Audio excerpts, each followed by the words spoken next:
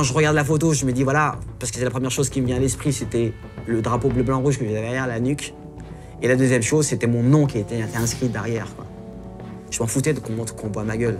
C'était voilà, c'est ça. C'est la France, c'est Asloum. C'est vrai qu'on l'a vite surnommé le Petit Prince parce qu'il avait une histoire derrière lui. Il venait de province, il avait ce côté pas grande gueule, il était naturel. Dans cette finale olympique, j'ai dit Ibrahim ne te focalise pas juste sur un truc. C'était comme boxeur à ma portée, qu'il fallait, voilà, pas se focaliser sur le fait qu'il soit petit. Dès qu'il se rapproche, il percute le crochet et me décaler tout de suite derrière. Et de le pousser à la faute en permanence. Et c'est là où je gagne ce combat 23-10. Ce combat, j'essaie de le maîtriser.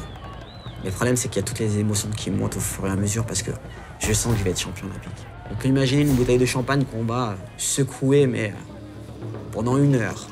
Et au compte final, tu débouchonnes la bouteille. C'était vraiment une finale de championnat du monde, c'était quelque chose d'énorme.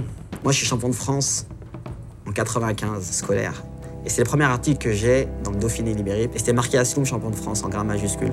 Mon père m'interpelle dans le couloir. Il montre avec son doigt son nom de famille. Il me dit, Brahim, ça c'est dans toute la France?